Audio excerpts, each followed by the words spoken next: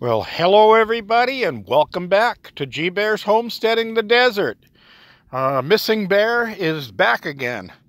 The reason I was missing was since the last video, every day we were having winds, and it was just too windy to do anything. It was cold. It was just biting right through me. I had to wear a jacket or hoodie, and I just didn't feel comfortable about working outside and with everything blowing around. Anyway, the temperatures dropped down below freezing for a few nights, and even with bagging, the tomato plants took a hit.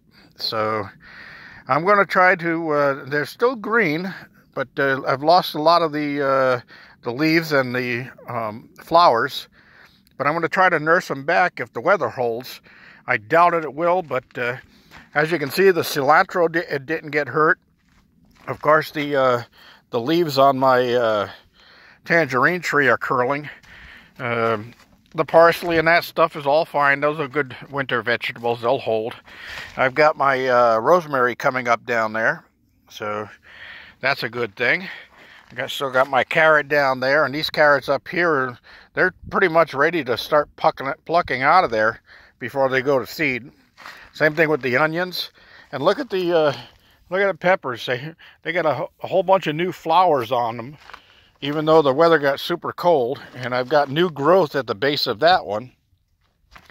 And this plant still got some livelihood on the end of it, this tomato plant.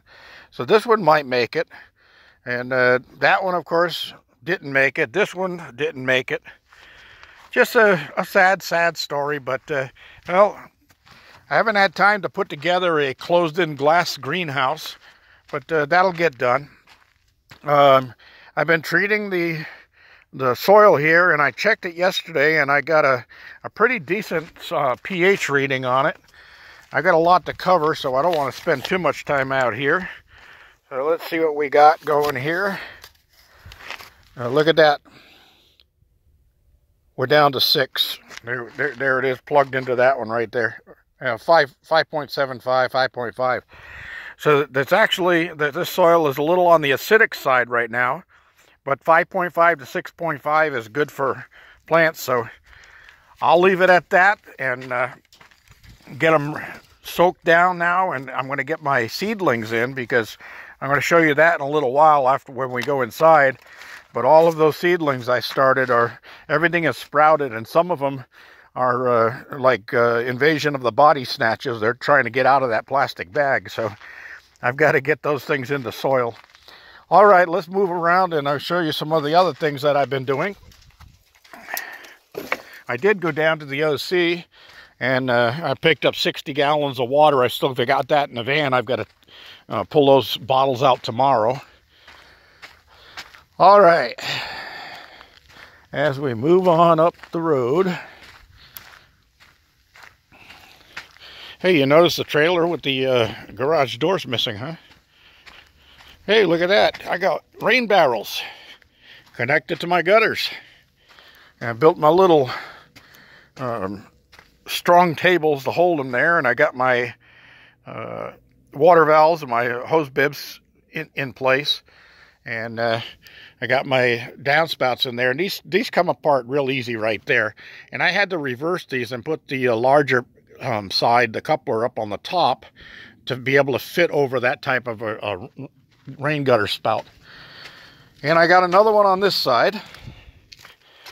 There you go. And I still got clothes in the dryer.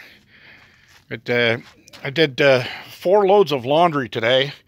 Got everything summer-wise all washed and folded and put away for the winter, except for a few pairs of shorts and some t-shirts that I'm going to be still using. So anyway, I got this one done.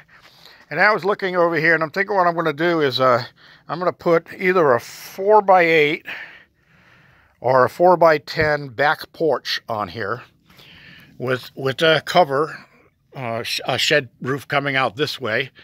And then that light will be under the protected from the rain underneath the cover, and I can keep using that bright light out there.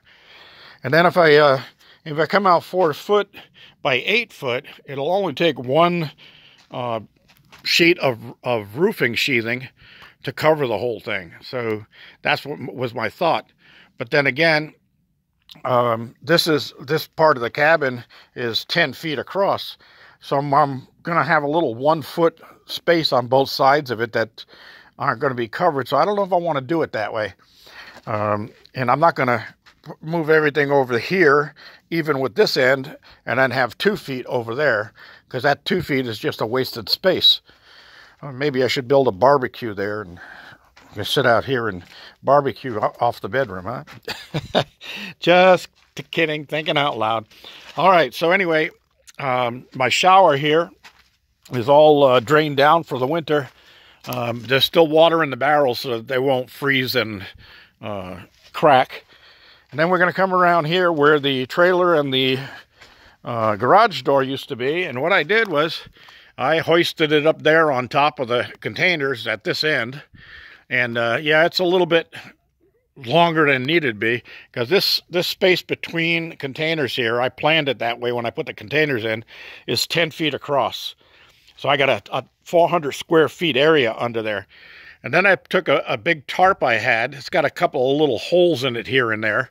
That's the original tarp I had covering the flooring of the original cabin.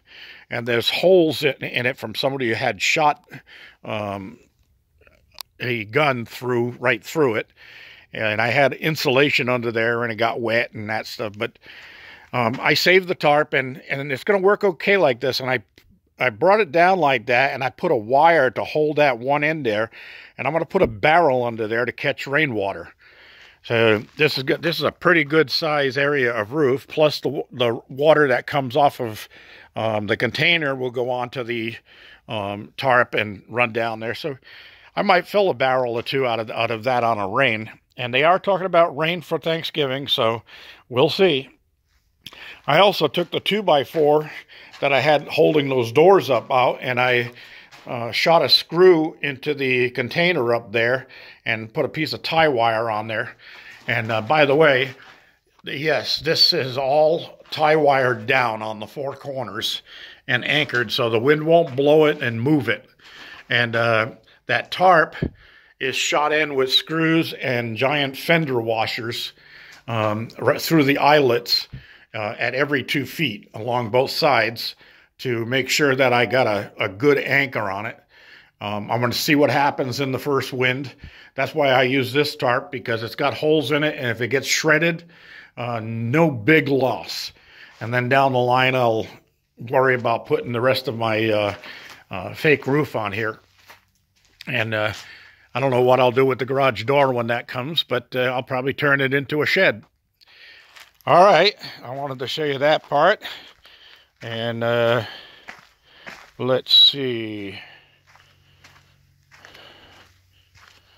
Yeah, I guess we're going to head over, and I got to show you, before we go in and show you the seedlings, I put my little homemade birdhouse up there on top of that metal pole, and I faced it southeast, because very seldom do I get winds from the southeast. Then I, in the little entryway there in the front, I put some seed up in there, some bird seed, to see if I can catch get the birds' attention. And I threw some seed inside of the birdhouse too, just so that they might stick their head through the little hole and go, hey, this would be a nice place to live. But I've been seeing a lot of birds around here lately, so I like to keep them around. They help manage the insects, so that's a good thing. And we're going inside now. I want to show you the plants out here. They're not being bothered by the freezing temperatures. They love it, but they are being bothered by my little bird buddies. See, they got bird droppings here. I went to the OC for a day trip, and they got up here and ate a bunch of my kale. Little smart Alex. All right, we're inside, and you can see here these things are going crazy. They're sprouting like crazy, and every one of the seeds are sprouted now. Look at the beets. They're running across. The chard is all that yellow under there and the green right there. That's all chard. Yeah, there's big stems there. The spinach has got all sprouts on it. The onions are all sprouted. The lettuce is sprouted. You can see some green in there. So all of these are ready to get transplanted. And what I did was I took my homemade kitchen table out, and I had this big folding table that I put in here that's plastic. Then I used a couple of the covers from the yellow litter buckets that I have, and I made drip trays to put some pots on here. So I'm going to get some of these into pots here. But things like the root plants, like the onions and that stuff that can be outside and won't get bothered by the extreme cold, what I'm going to do with those is I cut the paper out like that. Then I take them out there to the self-watering garden, and I just plant this whole thing. Then I use a little awl, and I just tear the paper right above the seeds so that the plant can grow out of it. So I'll just bury the whole paper and everything right in the soil, and it'll decompose, and no big deal. The radishes are root plants, so those can go outside. The green onions can go outside. Those are root plants. And like the spinach, those will go into a bucket here, into one of these pots. And we'll let those stay inside here. And the same thing with the chard. I'm not sure how well chard is going to hold up in the really super cold weather. So I'm going to keep that inside because that's an above ground plant. And the same thing with the lettuce. Lettuce is a high water plant. It's got a lot of water inside of it. And if it drops down below freezing, it'll freeze the lettuce leaves and kill the plant. So that kind of stuff is going into these pots. And I can grow them inside of here through the winter and harvest leaves off them as I need them for salads and sandwiches and things like that. And then in the springtime, if I still have plant left, I'll take those out to the garden house and plant them. All right, that's about all there is for it today. And I'll try not to spend so much time away, but hey, this is that time of year, and when the winds come up and the cold comes around, it's just no fun being out there. I'll show you right now, we got 68 outside, 12% humidity, 78 inside, 10 degrees warmer, but the door's open. So, you know, the door's been open all day long. I didn't just open it now to come in. I haven't closed the door for the whole day. And there's 1 mile an hour wind. That means that the wind is not blowing. Although every now and then I get a little 4 mile an hour whisper breeze. G-Bear signing off after I remind you, if you like my videos, give me a thumbs up, like my video down below, and don't forget to share with your friends. Ask them to subscribe. I appreciate all the new subscribers I've been getting lately. That's a real plus for me, and it helps out a lot. And I love y'all. Don't go away. There'll be a lot more coming. G-Bear signing off.